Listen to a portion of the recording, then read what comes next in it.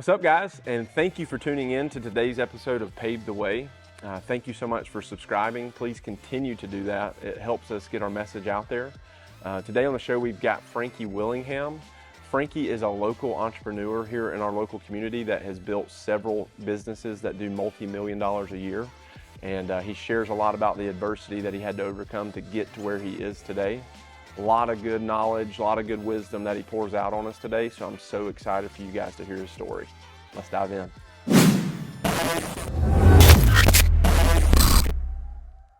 What's up, guys? And thank you for tuning in to our next episode of Pave the Way. Today on the show, we got our friend Frankie Willingham with us, and can't wait to hear your story. He's a local entrepreneur, has several businesses in several different industries, so I'm so excited for you guys to hear his story and his journey. So Frankie, thank you for being here, man. Oh man, thanks for having me. I appreciate you guys giving me the opportunity to share my story. Oh yeah, man. I can't wait. I can't wait to hear it. So I guess just start us off. Tell us a little bit about your childhood. I'm so excited to hear it because I don't even know kind of your upbringing. So my whole family's from Paulding County, extended family, everybody. I was born in Paulding Memorial Hospital, which was the name of it at the time, December 6, 1974. And I think maybe that following year was the last year that they had birth. That's what I was going to say. I don't hear many people being born there. And so I grew up here with my mom and dad living in the Dallas area. My parents got divorced when I was, I think, 5 years old. It's either 5 or 6. I remember being in kindergarten or first grade when it kind of happened. So we did move to Cobb County briefly right after my parents got divorced, but I was still in Paulding County every weekend because I love staying at my grandparents' house with all my cousins. I had cousins at the same age as me. We would stay at the grandparents' house all weekend, that kind of stuff. My whole extended family, whether I was spending the night with cousins or grandparents, it was in Paulding County. So somewhere around maybe second or third grade, my mom got remarried. So I was lucky enough to actually have 2 real good dads. That's awesome. My real dad and my stepdad get along. I mean, they fish together and do things together. So that was never an issue in my life, that most people have to deal with. That's rare. A split home of it not being good, but that was not my case. My dad was involved in my life, so was my stepdad. So we moved back to Paulding County once my mom got remarried and kind of settled in, and we bought a house off of Nebo Road in Nebo Township. Okay. And so that's kind of where I, cut my teeth, I guess, and growing up was right there. Yeah. And went to Paulding County High School, graduated there in 1993. Prior to Paulding County High School, I was kind of, half my schooling was half Christian school and then half public education. And I think 10th grade was my last year in Christian school, and then I started Paulding County in 11th grade.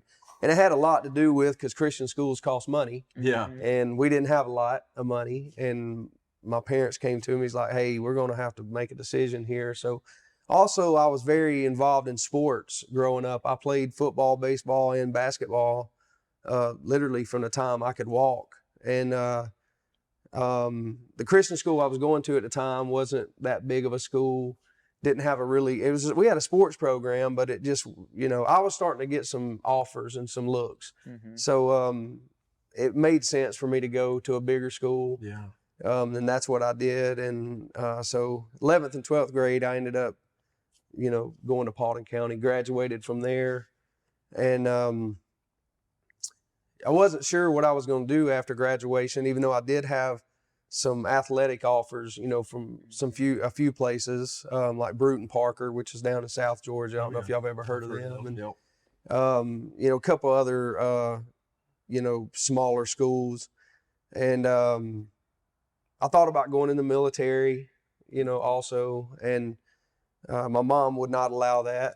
So actually, a funny story with that is I met a military, I think it was an Army recruiter, and we had talked, and I invited him to the house, and he was going to show me everything. And he gets there about 15 or 20 minutes earlier than I got there. And I had been out playing ball with some friends, and I get there, and I don't see him, and I come in and I wait like, well, maybe he's late, and I wait 10, 15, 20 minutes, still don't see him. And I'm like, this is not normal for military, Yeah. you know? And so I go in there, my mom's like, you waiting on somebody? And I said, yeah. And she said, the military guy or the Army guy, recruiter? And I said, yeah. And she goes, yeah, I sent him home. And I was like, what? And she was like, yeah, you're not going in the military. So That's awesome. That sounds like my mom. She loved you. yeah, Yeah. yeah. And, you know, it worked out for me, but, you know, who knows what would have happened if I'd have went in the military. But Yeah. so anyway, you know, we didn't grow up with a whole lot. Mhm. And, you know, prior to, you know, my mom remarrying, you know, I remember, you know, us living in small houses, you know, not really having a whole lot of things, not really going on vacations, you know, and at that age, you don't really pay attention to a lot of that stuff because you're just so young. You're Yeah. just out riding your bicycle and, Yeah. you know, meeting friends and doing whatever. So as I got a little bit older and I started realizing, yeah, we don't have some of the things, or we're not able to do some of the things that a lot of other, you know, kids do. So, you know, anything that I wanted, I pretty much had to work for it Yeah. to go and get it. You know, back in my day, and the people that's around, you know, in their 40s will remember this, but, you know, like the mongoose bicycle was a big thing back then. Oh, And, yeah, I you had know, and one. I wanted that bicycle. So, I was in middle school, and this kind of leads into, you know, me starting my businesses later on. But the only way back then you could really make some money when you're, you know, that age is cut your neighbor's grass and stuff like that. So my neighbor across the street had a lawnmower, push mower. It wasn't self-propelled, none of that stuff. I Yeah. mean, you were pushing and Oh, pulling it. yeah. Yeah. And he was like, you know, I'll pay you. And I want to say it was something like $10 back then or something. He's like, if you'll, you know, mow my grass, I'll give you $10. So I did that all summer long to buy that mongoose. So when you're at that age and you do things like that, you know, you just appreciate it in Oh, yeah. a different way. You're so right. And so that's pretty much what I had to do to get whatever I wanted. And there were times, you know, I would get some stuff from my parents, like at Christmas or, Yeah. you know, or stuff like that. But That drive was instilled in you early, though. it Oh, sounds yeah. like. That's yeah, awesome. it was. And, you know, there's looking back and the memories of looking back on things like that. Like we didn't realize we were needy Yeah. because, you know, we never went without clothes. We always had food, but we didn't have luxury, Yeah. you know, type stuff or, you know, some of the things my friends had, and I'd be like, man, it must be nice, you know, but I would just kind of say that in my mind or whatever. But I was a happy kid, grew up in a good home, Yeah. loving home. My mom was a prayer warrior, a Christian lady. So was my stepdad, you know, so our home life was always based around, you know, church, faith, Christianity, that kind of stuff. And that's what we would rely on, you know, to get us by. But both my parents worked really hard. My real dad worked really hard as well. And, you know, so that's kind of how I grew up, you know, in the, you know, but I also grew up around things like, you know, we had some chicken houses at the grandparents, you know, we had, you know, some land and 4-wheelers and just being a, you know, just a redneck country boy, you That's know. good. And, you know, we loved to hunt and fish and all that stuff, but you just, it was growing up different then than what kids, you know, grow up, Yeah. you know, today. So I wouldn't take none of that. If I had to do it all over again, I'd still do it the same way. Yeah. And I love that. You know, we got a glimpse of the old Paulding County, but it's changing so fast. You know, it's changing so fast. And I think there's a lot to be said about growing up in an environment like that, because so many people that we've interviewed has similar stories where they really didn't have much growing up. And I think a lot of times as a parent because we're going to go on to find out your success, but I think a lot of times when you have success and you're raising your kids with excess, it's hard to instill that drive in them. Mm-hmm. And we kind of talk about that a lot. Why do you think that is? Man, I think the opportunities today that are just right in front of everybody's hands, you know, it's on a phone right in front of you, you know, the technology and the computers and all that kind of stuff has really changed everything. Because, back then we didn't have something, to consume our time, like the kids, have today. Yeah. So I think there was a lot more creativity, in those days, and even before my generation, there's probably even more creativity, then than now. And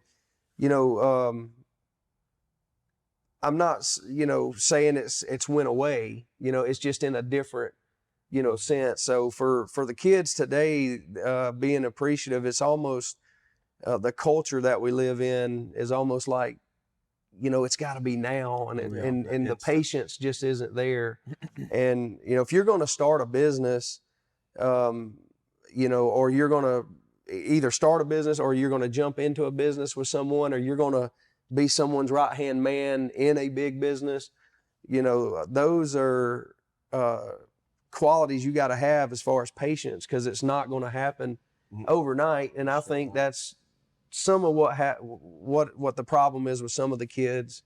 I've always said that I feel like the most crucial time in someone's life is right at graduation till about 25 years old, because you're kind of lost in the world at that point. You're like, not everybody. There's some people that have their feet solid on the ground. They know exactly what they want, but as a whole, that time frame in life is, what am I going to do? Am I going to college? Am I going to military? Am I going to start a business? Am I going to work with someone? Am I going to try to, learn a good trade and grow in that industry? I couldn't agree more. Yeah. So what did you do you didn't end up going to the military? Did you chase after any kind of college dreams, or did you go straight to work? Yeah, I did. I went to college. So again, because we didn't have a whole lot, I had to, as soon as I graduated, I took a whole year off of no school, and I did nothing but work to save money to go to school the next year. Wow. I don't even remember like student loans and stuff back then. There may have been student loans, but I don't even think I was educated enough to fill out for it to even figure out. I said, how much is class? And they said, well, you're going to take 12 hours. It's going to cost you this much. And I went and worked to pay that. And that's just how I did it. But I went to, at the time it was Floyd College. It's now Georgia Highlands. So did y'all even know that? That it was? I didn't. That's some trivia. Yeah. So Floyd College had, I think, 2 campuses at the time, one in Cartersville and one in Rome. And I would drive from Nebo Road, Nebo Township, to Rome at least 4 days a week. Wow. And I was going to school. So my goals at that time was, and I had tore my ACL a little bit before that. So the kind of playing ball in college kind of went away pretty quick, because back then that was a death sentence in sports, not like it is today. And I have since torn it twice now. But so my goal was, when I went to Floyd College, was I wanted to be an educator and I wanted to coach. Mainly probably basketball, because that's what I was the best at. It's what I had the most knowledge. But, I was also willing to, work with football team and coach with them too, because that was actually my favorite sport, and it still is today. Yeah. If I want to turn something on TV, it's going to be college football. Oh yeah. So, Go Dogs. So the first year I went to school there, and did well, passed, and then the church that I was going to at the time, we had a revival. It was a mission revival for missions for the whole week, and it was actually at Grace Baptist Church, which is down the street here. Oh yeah. And we had just moved to this location from Mableton, and I can't remember who the preacher was, but he was preaching, and he was talking about your talents, and what God gives you and how you need to use them. And I've always felt like I had a talent in leading, and whether that be coaching and leading or just leading, all the teams I played on, I felt like I led those teams. I was always vocal, that kind of stuff. So that message really hit me, and I was like, you know what, I'm going to keep pursuing this college and this coaching thing, but I need to change schools. So I reached out to a school up in Tennessee and just said, hey, you know, I'm not able to play ball anymore, but I want to help on your staff and while I'm going to school, whatever. So the head coach calls me, Kevin Templeton was his name, and we just hit it off, and he was like, man, we would love to have you, you know, help us. And so I enrolled in school there and started helping, you know, with that basketball team. And I was the grunt guy, you know, and that's something else the kids got to realize today too. Sometimes you got to start down here. Oh yeah. And I was washing the uniforms, hanging them up in the lockers, and you know, sweeping the floor before and after practices, before and after games, going and getting the meals, you know, just really the bottom guy. But I realized later on that one, everybody has to go through that. And then two, I realized that he was throwing stuff on me to see how I would handle it. Yeah. You know, is he going to fail? Is he going to forget something? You know, or whatever. And I never did. So the next year he comes to me and is like, hey, I want to help you save some money on your tuition and stuff. And cause I was paying room and board and stuff. And he was like, I got a room at my house. You know, I want you to move in and won't charge you nothing. And, you know, so I kept coaching and working with them. And, so long story short, you know, I get married, have 3 kids during, you know, right in this time and right after. And I graduate and leave from the school, and I get a phone call from, y'all may remember this name, Nancy Waldrop. Oh yeah. Y'all remember her Paulton coach? County. Yeah. Oh, She yeah. coached at Paulton For years. Yeah. Nancy She was there when I Waldrop. was there. That's me too. That's so cool. She called me up and she said, hey, our boys basketball team really needs some help. They had hired a coach that was coaching in middle school, and he came straight to varsity as running the whole basketball program at Paulton County. And she was like, you know, he needs some guys, staff under him, and they're short. They only had like him and 1.5 other coaches, and a half, you know, because that was a part-time coach that can only be there like 2 days a week. So, and he was trying to run 3 teams, varsity, JV, and freshman. So she was like, you know, I don't know if there's any money in it or whatever, but would you be interested? And I said, yes. So I started coaching as a community coach. Even though I had my Bachelor of Science degree, you know, and I could have went and started teaching, but I guess I need to back up just a little bit, because while I was at school, this is how one of my first businesses got started. Is when I was in middle school and high school, I was always cutting neighbors' yards. Yeah. So I was always loving outside and doing yard work and stuff like that. And I found myself doing things that I didn't realize was part of the industry at that time. But like when I would cut, you know, a yard, I was cutting them in lines and stuff like that, not even knowing that, you know, you're trying to make it look a certain way. I just thought it looked great that way. Yeah. So while I was in school up in Tennessee, I was doing some of their grounds work with, you know, helping them with stuff, you know, because that was helping paying for my school too. And so I learned some things up there, and I realized that even though I was going to school to coach and be an educator, that I really liked this green industry. Yeah.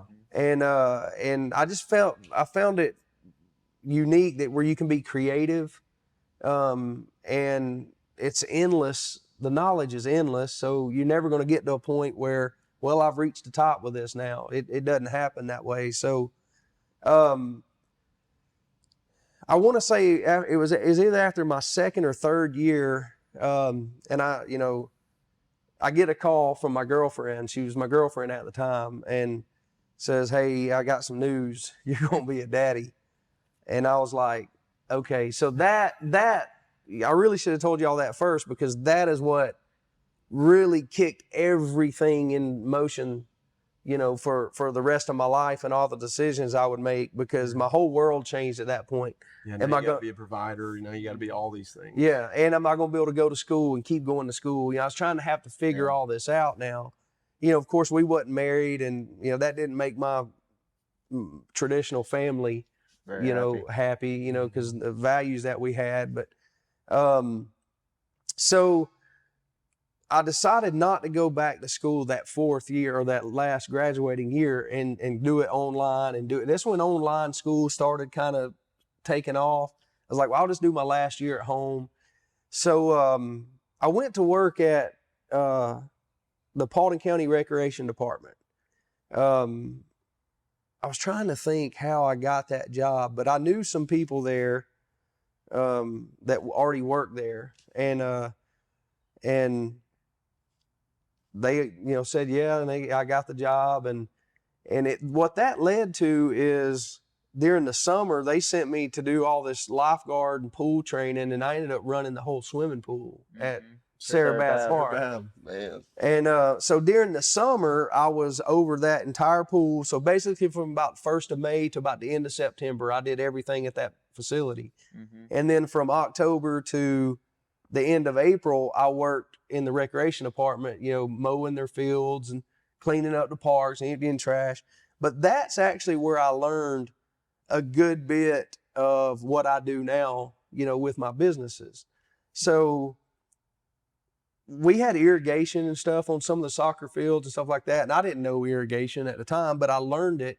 And nobody really at the rec department knew irrigation. They were like, we have an irrigation system. We're like, okay, well, we're going to figure it out. Yeah. So that's what we did. And I learned it. There was no YouTube back then. Well, let's YouTube it and see how to fix this valve. There was none of that. It was just, you had to use your mind or your brain. So we fixed it, and then we did some other things. That was the first place I learned how to build a fence and put a fence up. It was the first place I ever got on a skid steer and tried to move anything with it or grade. And I remember the first time that thing just, because it was a tire machine. Yeah. We've all been there. And it was just rocking back and forth, and I'd let my hands off and it would stop, and I'd go, okay. So, I learned how to use that. I learned how to load them on trailers and pull trailers and buck them down and, that kind of stuff. And we had a guy come out. Do y'all know where Briar Patch is? Oh, yeah. Okay. So right next to Briar Patch is like a auto body repair shop or something now. Well, back then that used to be a landscape nursery. I remember that. Yeah. As a kid. Yeah. That used to be a landscape nursery. So they had a guy, and I wished I could remember his name, that owned that. But anyway, he came out because they wanted to redesign a landscape around the concession stand and the offices that are there at the Braley or Brawley or whatever they call it now, where it's just soccer fields now. It used to be softball fields. They wanted to re-landscape that. So this guy comes out and he's got a little sketch and he's sketching and he draws some stuff up, and then he brings some plants over and he starts spacing them all out around that. And then he steps back and is like, what do you think? And he was talking to our supervisors, and our supervisors was like, yeah, that's great. We're ready to go. So then they looked at us, said, all right, y'all go plant everything. So we started planting it. So right then is when I first got that taste of, oh, I know what this is now and how you can do this. This is a design, build, install, then maintain it, type thing. So after we finished that, I was like, I can do this on my own. I don't need to work at the rec department. That's when it clicked. And I was like, I know how to do this.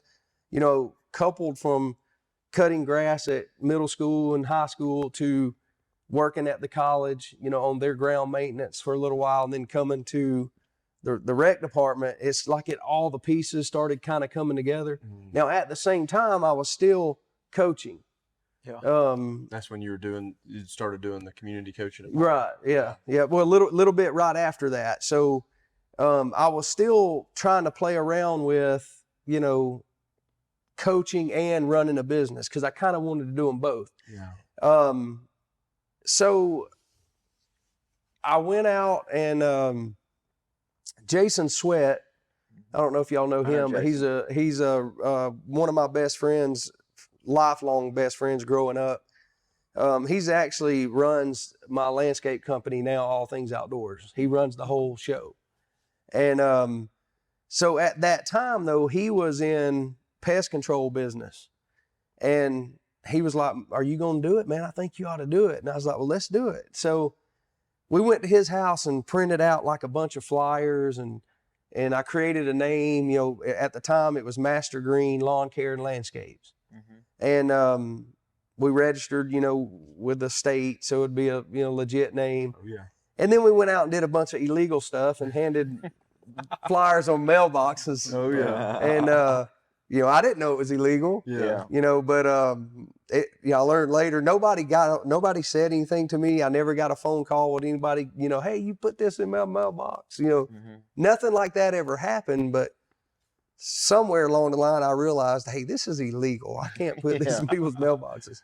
But it did. I did get some calls, and I grew the business. I was still working at the rec department. You know, and I was basically waiting to have enough work, you know, to be able to leave the county. And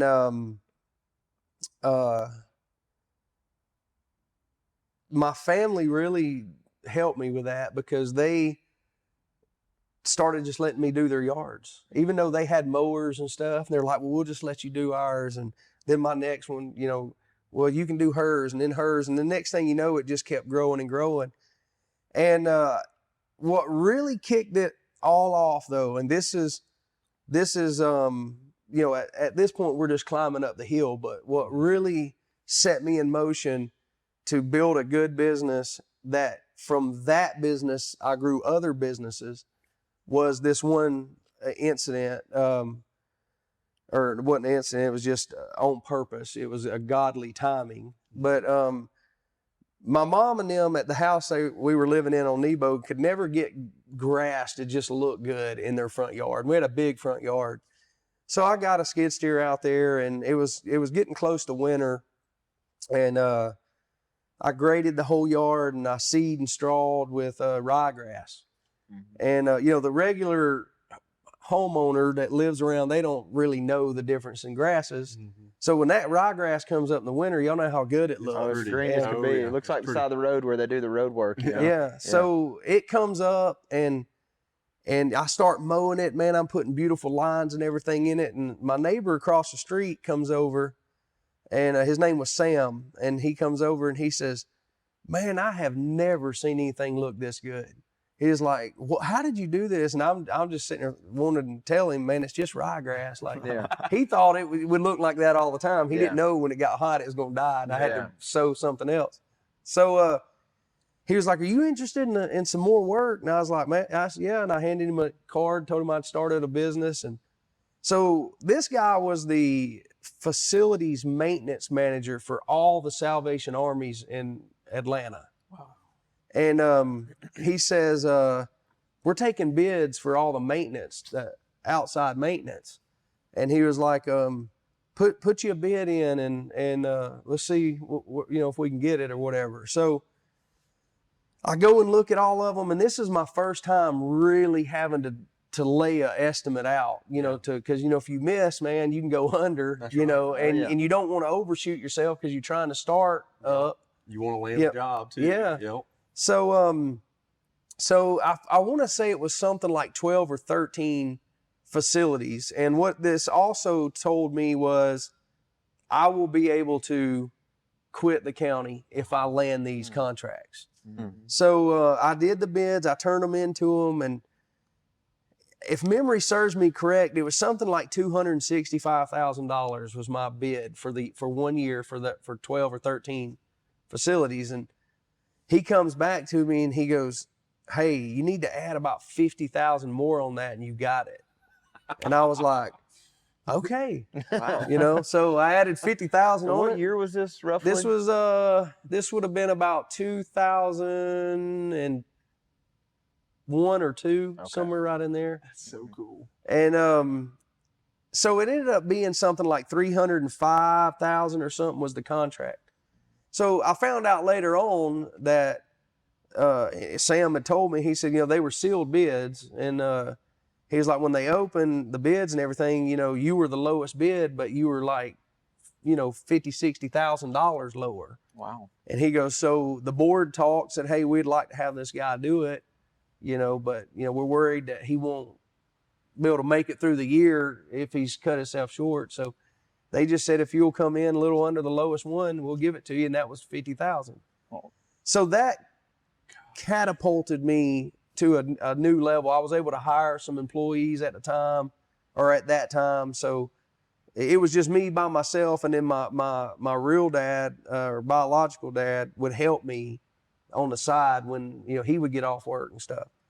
And, God intervened. Yeah. oh yeah. It sounds like that was your big break, and I kind of see where this is going. I'm loving this do whatever it takes mentality, and I think that is crucial, and I really think that upbringing helps it. But I got to ask, when you were going to school, you were starting to get this lawn care, but when she called and said, we're having a baby, and your whole life changed, what did you want to do before then? Did you want to go coach like NFL football or basketball? Or I wanted to coach college basketball. College basketball. Yeah, college basketball was what my mind was set on, and that came to fruition. I was able to do that. Well, and we can get into that too. Yeah, cool. Did you have the kid by the time you landed this salvation? Yes. Yep. So you already had. Yeah. So my oldest son Elijah was born. I had him, and my dad was right on the cusp of retiring, and then he ended up like maybe 4 months into me starting these contracts. He retired, so he came to work with me full time, which was really good because he had mechanical skills on fixing some things, and it saved me a lot from having to go to take my mower to a shop and pay them, where my dad could do a bunch of stuff. And he taught me a bunch too of changing the oil and sharpening the blades, keeping the blades sharp, all the time, so the yards look good, that kind of stuff. But we'll take a break. Yeah, we'll take a break That's real perfect. quick. Real quick, guys, this is Rob with the Wheeling Agency. I just wanted to reach out to y'all. We've been in business a little over 3 years here in Paulding County. We take pride in serving our community, so next time you're in the need for some insurance, give us a call and reach out. Now get back to the show. Man, so cool to hear kind of your upbringing. I relate so much in so many of the stories that you told there, especially with, the crappy job that kind of led you to not wanting to do that forever. So that's so insightful and so cool to hear. I want to ask one question before we move on to all the businesses you're in now, but taking that leap of faith, I think so many people struggle with, that moment when you're like, this is my moment where I can leave the county. mm-hmm. What were you going through emotionally during that time frame? Was there fear there? Oh yeah. Yeah. With the county, the fear wasn't the money, because we didn't make none. Yeah. You didn't make any. Sarah Valve? Yeah. But I had insurance. Yeah. And I had a child now. And, that was really more what I was fearful of is, going out on my own, you got to go buy the self-employed insurance, and I wasn't able to afford that starting a business. So that was probably the biggest part of my fear, was leaving the county for the insurance. But there's also that fear factor there too, that, you are now going into a business that you are not going to get paid if you don't get up every day. Mm-hmm. And if you don't go shake the bushes and you don't do what you have to do to make $1, then you're not going to make it. Like, there is no go to work, and if you don't feel well at the county, you just can still show up and you can sit on the mower and cut Motions. and you still going to get a paycheck. With this, it's not that way. So when I landed that contract and I knew it was time that I could do it, I'm not going to say I was hesitant to do it. I just felt like that was the time, and I had prayed about this bid, and if I won this bid, this is the right timing. So that's what I went, and I went and gave my notice to the county, and they were phenomenal. Supported me. Hey, good luck with it, the whole thing. My dad came and worked for me. Then I hired one of my friends who actually worked at the county with me. And then he started with me. So I had a 3-man crew, and we would mow all my residentials that were around this area. and then we went and did all the Salvation Armies. You know, and then from there, everything really just started taking off. Like I started picking up more accounts, and then I ended up having a guy stop me one day, and he was the district manager for all the Advanced Auto Parts stores, and he was, and my brother-in-law just so happened to be working with him part-time as a parts counter guy, so he was able to give, you know, a good input and recommendation to me, and then I ended up picking up like 20-something Advanced Autos. So now I broke off into 2 crews. Dang. And my dad and Corey, the first guy that I'd hired, was running one crew, and then myself and then a guy named Brian was running the other truck. And, you know, and it was going well, but, you know, I'm still learning business at this point. Like I still don't understand fully, you know, overhead and profit margin or profit and loss margins and that kind of stuff. Taxes. Yeah, and the taxes, and I was trying to figure all that out. But you know, I didn't take business courses in college. I wished I would have, but you know, I was taking educational courses. So, you know, it was a long road, and I had a lot to figure out. But I was determined, and you know, I was dedicated to learning it, and I slowly started piecing it together and figuring it out. And what I figured out was I'm going to make an okay living at, you know, doing lawn maintenance the way that I was doing it.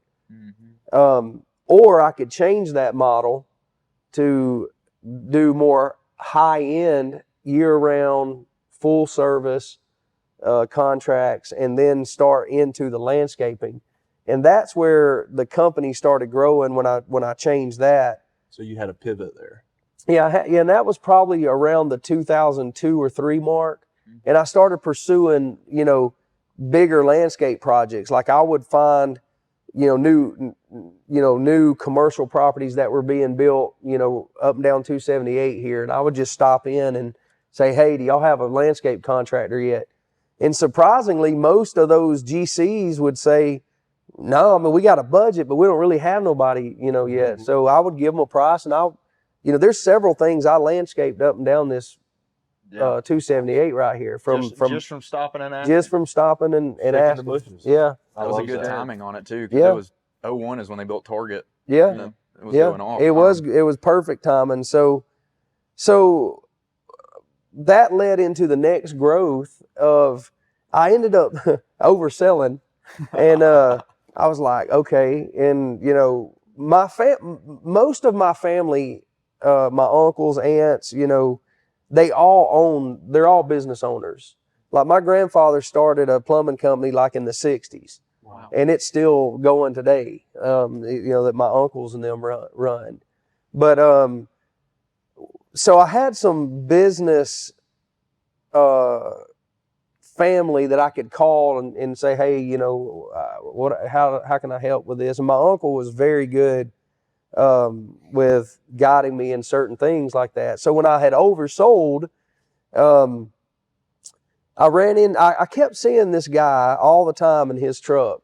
He had I think he had he was a little bit bigger than my company at the time, but he was riding all up and down Paulding County, and I would see his trucks everywhere. So we ran into each other at a Grand's gas station one day, and he was like, hey man, I've been seeing your truck. And I said, yeah, I see you all the time too. And we just kind of talked, and he's like, are you doing mostly maintenance or install? And I was like, we're about 50-50 right now. And I was like, bud, I'm kind of in a pickle because I've got a bunch of stuff hit me at once. And he's like, where's the job at you're working on? And I told him, and it was right off 92. It was a commercial building that we were doing there. And he just shows up there like the next day, and he just comes out, and he's like watching what I'm doing, and he's like, let me help you. And he starts planting some trees and stuff with me. And then he was like, he goes, you know, I'm a little slow on some work and I got laborers. Do you want to try to jump in and see if we can help each other? So I was like, yeah. So that actually went well, and we ended up merging our companies. And at that time, and these numbers are still pretty fresh with me, but we were doing about, with just my company, which was still Master Green Lawn Care and Landscape, we were doing about $300,000, and that was our, gross revenue in say 2002 or three. That's a ton back then. And me and his name was Mike, but we ended up merging and we created, so I did away with Master Green and we created Outdoor Innovations. And within a year we had done 2.3 million. Good. And we had 30 employees. So it went from that to just boom. And he was handling the day-to-day operations and I was handling all the sales. So that's kind of how we partnered up and, did everything. And that was rocking and rolling. And we did that, 2+ million for several years in a row. And then the economy happened. I was going to ask you that because a lot of the people that we've had in that started businesses in the early 2000s have all kind of told us their version of how they made it and what adjustments they had to make. So Yeah. That's wild. So and we can get into that too, and I'll tell you how we made it or didn't make it. But before you go to the 08 thing, I want to ask at this point, where's your faith at this point? Because here you are working, making, I don't know what you made at the county, but not probably $7.90 an hour. $7.90 an hour as a grown man with a child, and then all of a sudden, you're praying, and then boom, here's a contract that you sent in. And it was like, if I get 265 on this is awesome. And then they said raise your bid to 305. And then you're merged with this guy, and your number's 10x in a year. Like, where's your faith at that point? Oh man, it was sky high. And and this something that knowing I was coming on your show, and I think this is great what you are doing, by the way. I think it's phenomenal to try to give back, and that's one of the reasons why when Rob asked me, I was absolutely, I'll do it, because so many people gave to me to get me to where I'm at. Yeah. I want to give to people. Amen. And it's more enjoyable to give than to receive. And those that don't understand that, or if you've never had that feeling, try to give a little more and you'll get it. But the faith was really crazy. But knowing that I was coming on to this show, I wanted to make sure I mentioned this. But I remember back then, because I was heavily involved in church. I was saved when I was 13 years old. So, God is always, even though I'd go astray, but he would always, pull me back and get me back, pull the reins in a little bit. And so what happened in that time with the faith was I basically, was, going to give this business to God, whatever he wanted to use it for, however he wanted to use it. So, and I did that for a long time. And, and I don't want to kind of chase rabbits with this because I don't want to lose anybody, but with the businesses that I have now, we basically are partnering with God with all three of my businesses. Let's go, dude. So when I say partnering with God, it means, whatever, the Bible tells us, we're going to give our tithes and offerings, 10%, that kind of stuff. This is way beyond 10%. We're talking about giving money that most people wouldn't comprehend. Like, man, you really would give this, or you've given this? Yeah, because it's not mine. Amen. And, so because of that faith, people have always told me, he's like, man, you could roll around in some, chicken crap and come out smelling like a rose. People's always told me that. And I have been blessed and lucky that no matter what I put my hands on, it just worked. But it's not me. It was nothing that I did. No. But it's just him using me, and I know that. That's so good. And so it's God giving you your dream. You just made a great point. Like, as you get more wealthy and as you make more income, it says 10% in the Bible to give it, but as we make more, the point is to give more. Yeah. Like, I want to be, your age, I want to be giving 25%, 30%, because in reality, like we talk about a lot, it is all vanity. It's all his. we would have nothing without him. Yeah, and it's all his, like you said, because he could strike you down tomorrow and have nothing. Nothing. Yeah. Exactly. Yeah. So, the Bible says where much is given, much is required. And I've been given a lot, and I keep getting a lot. So, I willfully joyfully want to give it. So as the businesses were growing, I had that mindset. And now I'm not going to say it was always perfect, and I'm not going to say that I didn't, start loving money a little bit when it becomes in abundance that you wasn't used to having. Yeah. But it always, no matter what, I always got back on track. And that's again, I think goes to the faith of knowing that no matter what you're going to do, as long as you rely on the one who's giving it to you, it's all going to come back to where it's supposed to come back to. So That's good, man. Dude, so yeah. with those businesses, or with that business at that point, the money being what it was, and anytime you say, man, the economy, that's all you got to say. Yeah. And everybody knows exactly what you're talking about. And I'm just so thankful I was in high school. Yeah. Yes. Yeah. So, but y'all make sure y'all listen to folks that tell you, hey, how to avoid that, because now I've been through it. Should it happen again, I know how to make it through it. I love that. And I try to share that with with people too, is how to guide your businesses to make sure that you can make it through slowdowns or downtimes and stuff like that. So when we had a developer ended up bankrupting on us for about $600,000, and this was a big development up in Alpharetta that we were doing. And he owed us a lot of money, and then we owed a lot of money to our suppliers, and he didn't pay us, so we're scrambling trying to figure out a bunch of stuff. And excuse me, a long story short, there was just not enough work for two partners. So Mike and I made the decision that Mike would keep Outdoor Innovations, and because I had a means to go make another living, which I had a teaching degree and or a bachelor's degree, and I had the coaching and stuff. So Mike kept that business, and then I ended up keeping one truck, one trailer, some mowers, and enough accounts, maintenance accounts for me just to do by myself. So during that time is when I was like, okay, I'm going to start looking for a coaching job again that'll pay me. So 2009-ish or something like that, my wife and I had got a divorce, and that was a kind of a rough time, mainly for the kids and stuff. So I had 3 kids at the time. And so we get divorced, and I have custody of Elijah, and then we have 50-50 custody of the other 2.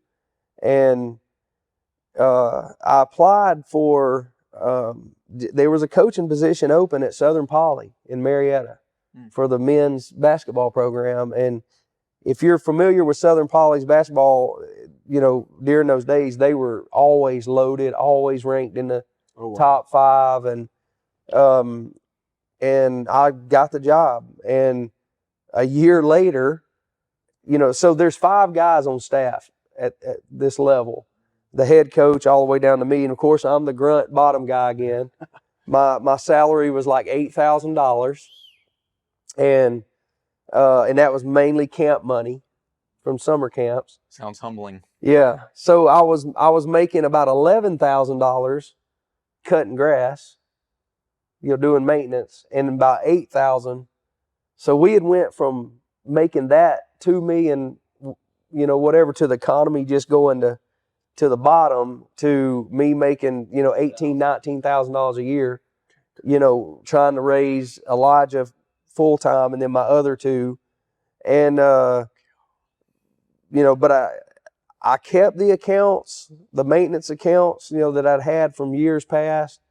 And somehow we made it through each of those times. But this is the cool part, is 1 year after I got the job at Southern Poly making the $8,000, I was the associate head coach the next year, that fast. And I went to $40,000. So I still had the $11,000. Actually I'd grown it a little bit. We were probably up to 15, at that point. So, and then the $40,000. So I'm back to $55,000 a year around 2011-ish or somewhere in there, maybe 12. And that's when I met my wife. I started dating her, the one I'm married to now, which was the one I was supposed to have been with the rest of my life. Or should have met her in high school because we went to the same high school. Oh, wow. And we're married now. We got a blended family. We've been married 10 years. And so I kept coaching at Southern Poly, and then the landscape, the economy started changing for the better. It started getting a little better and a little better. And some of my old school contractors that I was with back in the day, they got their businesses back up and going. And I remember one of them calling me and said, hey, I got a development off of Macklin Road. If y'all know where West Cobb Funeral Home is, right across the street, there's a big development right there. Oh, yeah. Well, we did all that, all the landscape, all Jarrett Turner part of all that? What's that? Jarrett Turner, was he a part Yeah, he was working for Gaskins. I remember that. Yeah. That's how I knew a guy that was working over there. Yep, That's yep. wild. So I did, our landscape company did that, and I had to use some subcontractors here and there because it was so big. I mean, that was big. Like that was like a $500,000 bid. And so to put it in perspective, I was coaching at Southern Poly, still doing lawn maintenance, put in a $500,000 bid with just me and 2 employees, and got it. So this is the timing thing of how good God is.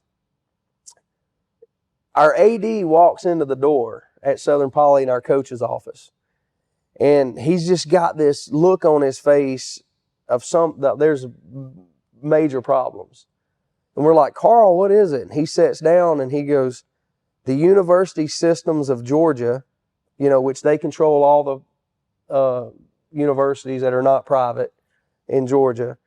And he said, they have decided to merge Southern Poly with Kennesaw State and do away with Southern Poly as Southern Poly. It's going to become Kennesaw State, so therefore all the athletics are going away. And Southern Poly had men and women's basketball, men and women's soccer, and baseball, men's baseball. That's the 5 sports we had.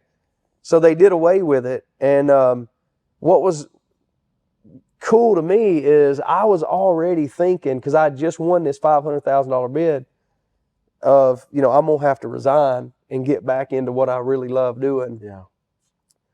But I didn't have to resign because he walks in and says, hey, they're doing away with the whole basketball program. Now, I felt bad for the other coaches that had to go find other jobs. Yeah. But for me, the timing it was absolutely perfect. That's provision again. Yeah. So we walked out of that meeting and I was like, hey, love all y'all, and I'm going to go back and try to grow my business now that the economy's turned back around.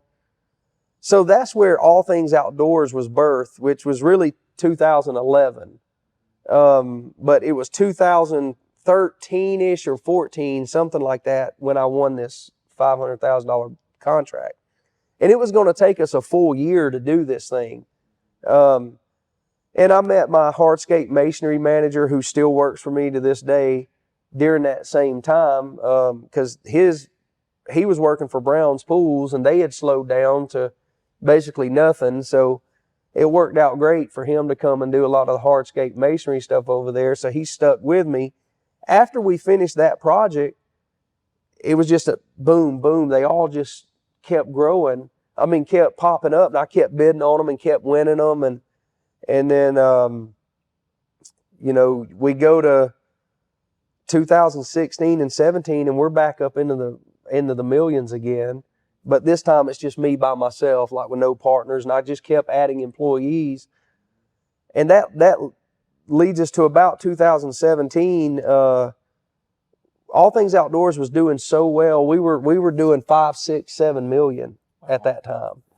And so I had a pretty good bit of cash I needed to do something with instead of paying Uncle Sam and all that stuff. So that's where Willingham Investment Group was birthed. Okay. And the logic behind that was, we're going to take these funds and we're going to hard money lend. So it started out me just lending construction loans, and mainly to people that I knew very close, trusted, and knew there was not going to be any issues, and we funded, just kept funding house after house after house, and then it kept growing. That bank I never touched. I didn't draw anything out of it for probably 4 or 5 years. Nice. And just let it just keep adding and adding, because I was living off All Things Outdoors. Yeah. And from that we started, instead of just lending to construction companies for them to build new construction homes, we started lending to people that were building like shopping centers, and we would do gap lending for them, like if they were 300,000 short or something, and from what the bank was loaning them, we would do the gap loan, but of course we would charge more of an interest rate because we're the gap guy. That's right. And we're also second in line now and not first in line, because the bank's first in line. So we charge a little bit more in interest. Well, the word started spreading that I was doing that, and I started having people come and call that I really didn't know, but they were recommended from somebody who I trusted. Mm-hmm. So the circle stayed tight. Yeah. And man, that thing it got to a point where I was like, okay, this is too much money. Like I've got to do something else. Yeah. And the whole goal, like, I'm not going to sit here and say I'm anti-government, but I'm anti-taxes. Amen. So I'll say it that way. And 22, me too. yeah, I mean, I felt like they were just robbing me every way I turned around. So, that leads us, to, at the time, Rusty Collins was my general manager for All Things Outdoors. And now Jason Sweat is running it. But Rusty had come to me, and, he's got a good construction background, very creative. Oh, yeah. And also somebody that I trust with my life. Yeah, great guy. He came to me, he was like, hey man, I'm really getting burnt out on this landscape. I kind of want to go into construction. And I, we had funded, hard money lent his house that he built. So he knew I was doing this. So he came to me, he's like, what do you think about building, us starting to build? So, I'm not a builder. I wouldn't call myself a builder. I have the knowledge of it. I know how to do it, but it just wasn't something I wanted to pursue. But I was okay if he wanted to lead it and me just fund it. Yeah. And then handle the back end, all the paperwork, and once we close, dispersing of the money, that kind of stuff. So we birthed Southern Magnolia Homes, and now we have grown that company into something real serious. We have a big development up in North Paulding that are estate lots where the price range of those houses are $600 to about 1.2 or 3 million. Wow. And we're using a little bit of bank's money, mostly our money, or some hard money, from some other people that decided to get involved. And then we've got some outlots and stuff like that where we got a lot on Lake Buckhorn and some other places, So we're looking at probably doing maybe 10 to 15 houses is about where we'll be in that price range of 600 to over $1 million. That's this year. Yeah. That's Yeah. amazing. I think they call that diversification. Yeah. But I love how you started one, got it where it needed to be, and then you said, "Hey, I got money here. Let's do something about it and diversify." Yeah. That's so cool. Yeah. Now I have a fourth business now that it's a business I'm looking at purchasing. It's an existing business. It's in the construction industry. So it goes right along with everything that we do. They're about a $10 million business, so I'm looking at purchasing it because the owner is kind of ready to retire and stuff. And I don't think there's anybody else under him that he would want to take it. So we're talking about that, and we're just going to put it under our umbrella, which is really where I'm at now. Is I'm looking at creating, an enterprise, and then putting these companies under the enterprise. And, All Things Outdoors right now is we're going to push, $7 to $8 million. with about close to 60 employees.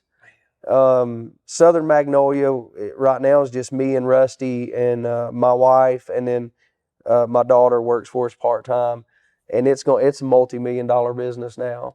The Willingham Investment Group is really just me and my wife controlling all the investments and then all the returns, and it's a multi-million-dollar, business. So if we can get this other company and make it a fourth one, then we'll have 4 multi-million-dollar businesses. And my goal is to, just keep letting all of them grow legs. Like where the door opens, we're going to go through it. Yeah. And if the door's hard to open, we're going to go to the next one that's a little bit easier. Yeah. And wherever that leads, that's what we're going to do. But I think I had mentioned this to Rob on the phone when he was kind of giving me the background, of what you guys were trying to do. One of the things I'm working on, this is really in the early stages, but one of the things we're working on is Christian Business Members Association. Yeah. And basically what that is a bunch of businesses that are like-minded Christians that are looking to be in a association with others on not only ways to grow your company, but for support. There's times as business owners, we all want to vent. Oh, yeah. And it's good when you can vent to somebody. Yeah. And they can also give you feedback and say, hey man, it's not as bad as you're thinking, or, why don't you try this route? That's part of what that Christian Business Members Association is. But the bigger picture for that association is to try to encourage these companies to give more to grow the kingdom of God, because that's really what it's all about, is reaching others and helping others. There's a big need all over America. There's boys and girls that are orphans. There's boys and girls that doesn't have fathers in their lives. And there's groups, like Truth and Nature that help people like that. Excel, which is a company that we support and try to give to, that teach trade skills to those kids that didn't have, the father to teach them. So welding trade skills, landscaping trade skills, carpentry and construction, that kind of stuff. But when you can give to things, to help grow those that are in need, those that need to be reached, that otherwise, you just can't reach, the less fortunate, that's the people that I have a passion and a burden for. So that's kind of what these businesses being under that Christian Business Members Association, to help. I do want to give a quick shout out to W.T. Collins, which is they're a building company in Bremen. I think they do about 65 houses or so a year, but I did not know these guys till recently, and they do the same thing. They partner with God and they give a percentage of everything they do. It's already written in a contract that, if we make X percent on this project, we're giving this X percent to this charity or this organization, I love that. So let me know where to sign up for that Christian Business Association. Yeah, well, we're getting it off the ground now. So as soon as it gets everything in place, I mean, we want to share it, and maybe we can come back on and have an episode where we just have a few of us that are in that association. Absolutely. And just promote it, and everybody promote it, because there's I'm getting really close to hopefully starting an orphanage in Paulding County. Oh, wow. And it's going to come through this Christian, Business Members Association. And you just got back too. I asked you about your necklace off air. You just got back from Africa. Tell us a little bit about what you do there. Yeah. First of all, I don't know if y'all have ever been to Africa, but it is absolutely unbelievable.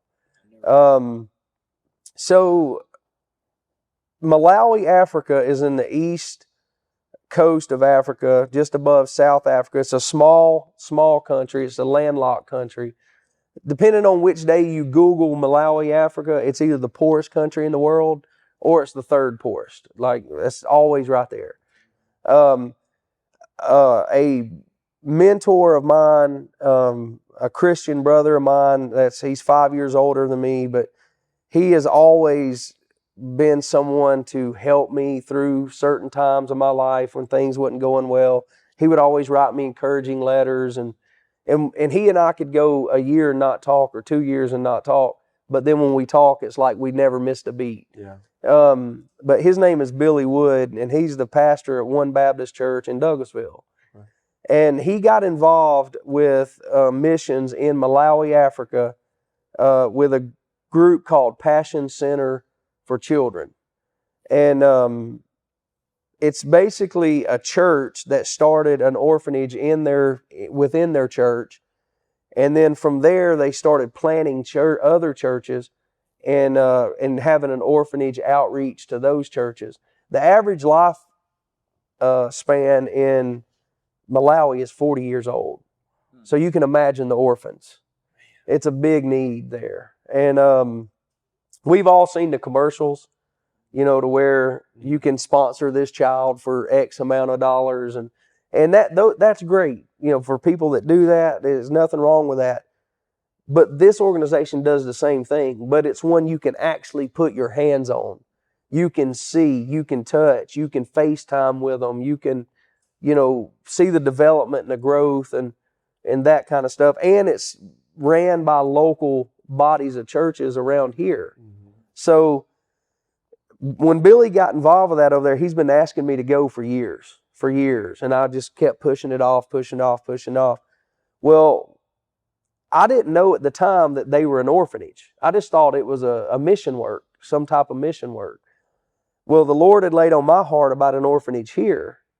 And when I found out that most of their work is about orphanages, I was like, well, I want to go there. So I went with a team of about 27 of us. And we went and basically just held vacation Bible schools to village kids. When I say village kids, man, and this is just like National Geographic that you see in Africa. I mean, we're talking about pulling up in a village where you only see a few hut houses, and all of a sudden you get a clap and a good chant going, and you got 400 kids. You don't even know where they all come from. If we had the time and a way to pull up, I could show you some of the videos and pictures and stuff that we took with the kids. But that's what we did while we're there. I was there for 2 weeks, and we held a bunch of vacation Bible schools.